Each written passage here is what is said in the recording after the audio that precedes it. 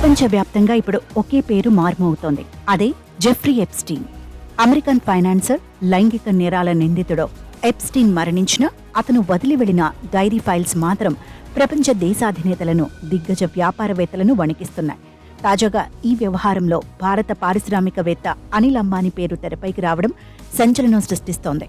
2017 నుండి 2019 వరకు ఎప్స్టీన్, అనిల్ అంబానీ మధ్య జరిగిన రహస్య సంభాషణలు ఇప్పుడు బయటపడ్డాయి.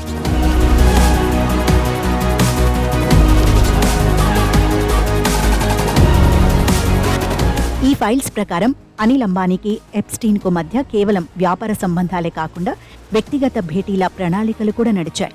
పారిస్, న్యూయార్క్లలో కలుసుకోవాలని వీరు నిర్ణయించుకున్నట్లు సమాచారం. అలాగే రిలయన్స్ ఎంటర్టైన్మెంట్ సినిమాల కోసం హీరోయిన్ల ఎంపిక విషయంలో కూడా ఎప్స్టీన్ సలహాలు తీసుకున్నట్లు తెలుస్తోంది.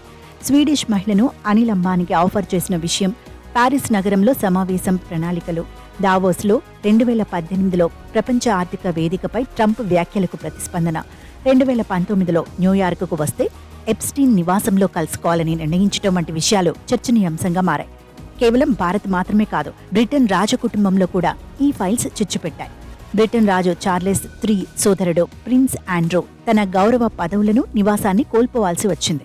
బ్రిటన్ రాయబారి పీటర్ మండేల్సన్ జైలుకు వెళ్లే పరిస్థితి తలెత్తగా ప్రధాని కీర్ స్మార్టర్ కూడా తీవ్ర విమర్శలు ఎదుర్కొంటున్నారు.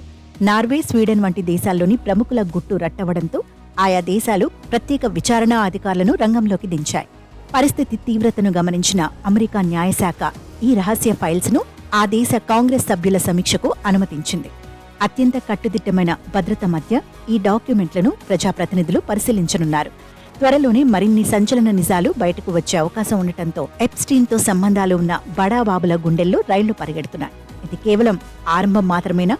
అంతర్జాతీయ స్థాయిలో మరిన్ని పదవుల పతనం చూడబోతున్నామా అనేది వేచి చూడాలి.